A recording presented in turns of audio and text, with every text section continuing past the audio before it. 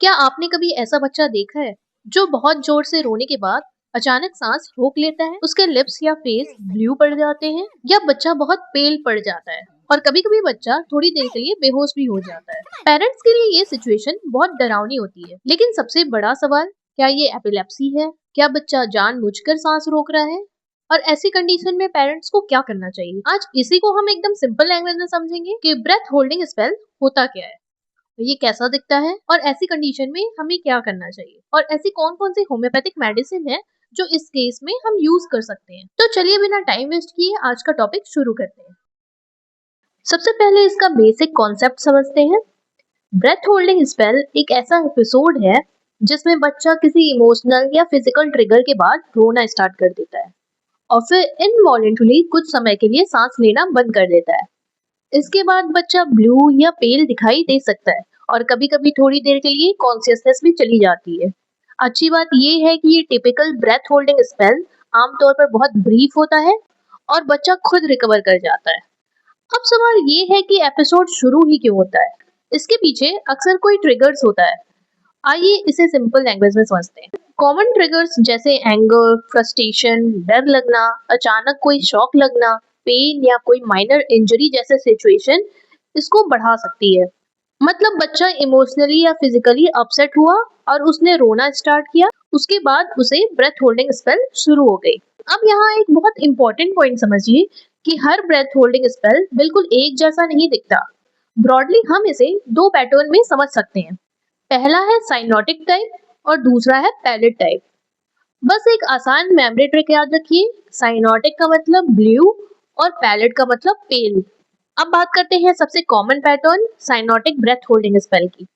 इसमें बच्चा अक्सर एंगर, फ्रस्ट्रेशन या किसी अपसेटिंग इवेंट के बाद जोर से रोता है, फिर ब्रेथ होल्डिंग स्पेल करता है और कुछ समय बाद लिप्स या फेस ब्लू दिखाई देते हैं।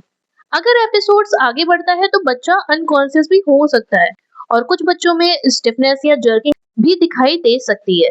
तो साइनोटिक टाइप में हमारा मेन क्लू है ब्लू, लेकिन अब दूसरी पिक्चर देखिए, यहाँ बच्चा ब्लू नहीं है, अचानक बहुत पेल हो जाता है। इसे पैलेट ब्रेथ होल्डिंग स्पेल कहते हैं। यह अक्सर सडन पेन, फ्राइट या माइनर इंजरी के बाद दिखाई देती है।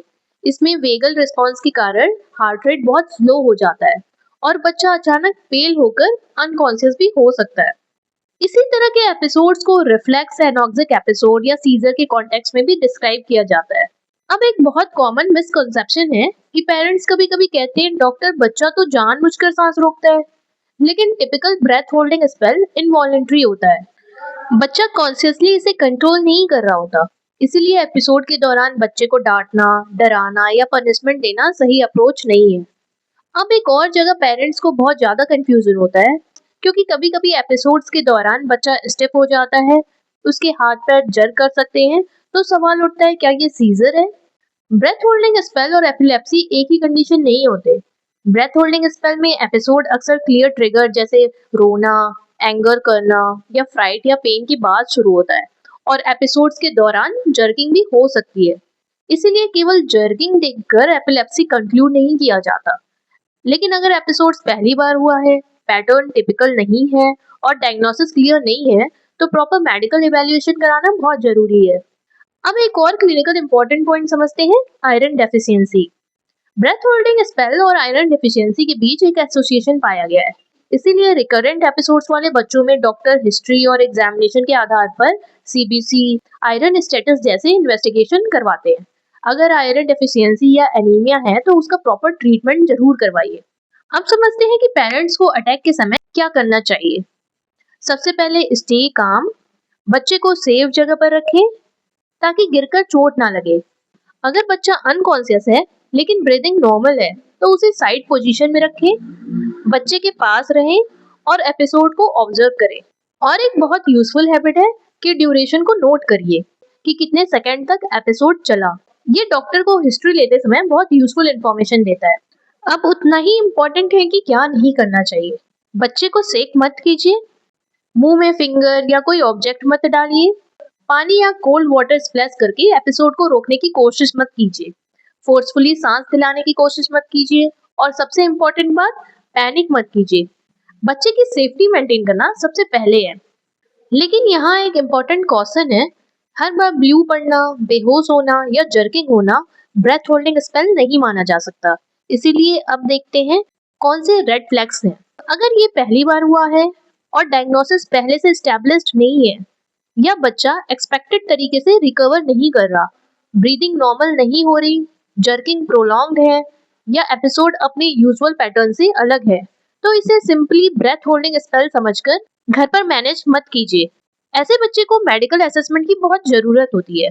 डायग्नोसिस का सबसे इम्पोर्टेंट हिस्सा है डिटेल्ड हिस्ट्री। एपिसोड से पहले बच्चा क्या कर रहा था, क्या वो रो रहा था, क्या पेन या फ्राइट हुआ था, चाइल्ड ब्लू या पेल पड़ा था, कितनी देर तक अनकॉन्शियस था, जर्किंग कितनी देर रही और कितनी जल्दी बच्चा नॉर्मल हुआ। इन डिटेल्स से डायग्नोसिस में बहुत मदद मिलती है। जरूरत के अनुसार सीबीसी, आयरन स्टडीज, ईसीजी या अन्य इन्वेस्टिगेशन डॉक्टर्स करवाते हैं। अब प्रिवेंशन की बात करते हैं। अगर पेरेंट्स को पता है कि कुछ सिचुएशंस बार बार एपिसोड ट्रिगर करती है, तो उन सिचुएशंस को आइडेंटिफाई करना बहुत यूजफुल है। बच्चे को बहुत हंग्री या ओवर टायर्ड होने से बचाइए, एडिक्वेट स्लीप दीजिए और काम पेरेंटिंग रखना बहुत हेल्पफुल होता है। लेकिन एक बात याद रखिए, ब्रेथ होल्डिंग स्पेल के डर से बच्चे का हर डिमांड पूरा करना भी सही अप्रोच नहीं है। चाइल्ड को नॉर्मल बाउंड्रीज और कंसिस्टेंट पेरेंटिंग करना बहुत जरूरी होता है। अब तक हमने ब्रेथ होल्डिंग स्पेल को मेडिकल पॉइंट ऑफ व्यू से समझा। अब देखते हैं कि होम्योपैथी में ऐसी कौन सी मेडिसिन है जो इस कंडीशन में दी जा सकती है। सबसे पहली रेमेडी है इग्नेशिया अमारा। ये उन बच्चों में कंसिडर की जाती है जहां स्पेल का ट्रिगर इमोशनल अपसेट से हो, जैसे बहुत ज्यादा रोना या किसी डिसअपॉइंटमेंट से या कोई इमोशनल सेंसिटिविटी से। अगर बच्चा इजीली हर्ट हो जाता है और इमोशनल रिएक्शन के बाद एपिसोड आता है, तो उस केस में इग्नेशिया अमारा को कंसिडर किया जा सकता है। दूसरी रेमेडी है कैमोमिला। ये खास तौर पर टिथिंग एज के इरिटेबल बच्चों के लिए जानी जाती है।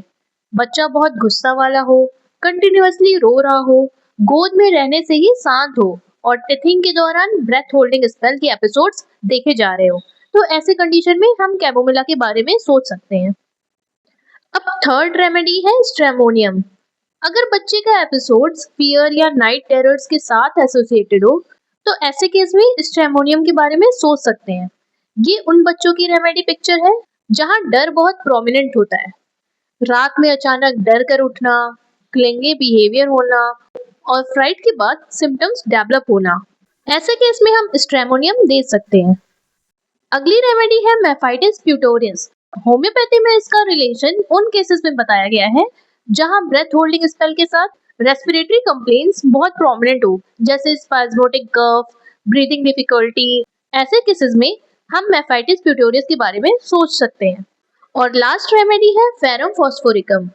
क्योंकि रिकरेंट ब्रेथ होल्डिंग स्पेल का आयरन डिफिशियंसी से एसोसिएशन देखा गया है, इसीलिए एनेमिक कॉन्स्टिट्यूशन वाले बच्चों में फेरम फॉस अच्छा रोल प्ले करती है।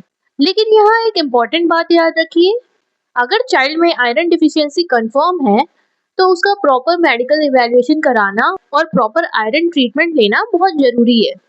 याद रखिए, ब्रेथ होल्डिंग स्पेल में होम्योपैथिक रेमेडी का सिलेक्शन इंडिविजुअलाइजेशन पर बेस्ड होता है, ना कि सिर्फ डिजीज के नाम पर। और अगर एपिसोड फर्स्ट टाइम हो, अनयूजुअल हो, प्रोलॉन्ग्ड हो या चाइल्ड प्रॉपर्ली रिकवर नहीं कर रहा है, तो सबसे पहले मेडिकल इवैल्यूएशन कराना बहुत जरूरी होता है। और पेरेंट्स के लिए मेरा फाइनल मैसेज यही है, ऐसा एपिसोड देखकर डरना नेचुरल है, लेकिन पैनिक करने के बजाय बच्चे की सेफ्टी पर फोकस करें। टिपिकल ब्रेथ होल्डिंग स्पेल अक्सर ब्रीफ होता है और बच्चे उम्र बढ़ने के साथ इससे बाहर आ जाते हैं, लेकिन फर्स्ट एपिसोड या अनयूजुअल एपिसोड को इग्नोर भी नहीं करना चाहिए। अगर आपको मेरी ये वीडियो पसंद आई है, तो वीडियो को लाइक करें, चैनल को सब्सक्राइब करें और इसे किसी ऐसे पेरेंट्स के साथ जरूर शेयर करें जिसे इसकी जरूरत हो सकती है। मिलते हैं नेक्स्ट वीडियो में। Thank you for watching. Stay healthy, stay happy and keep smiling.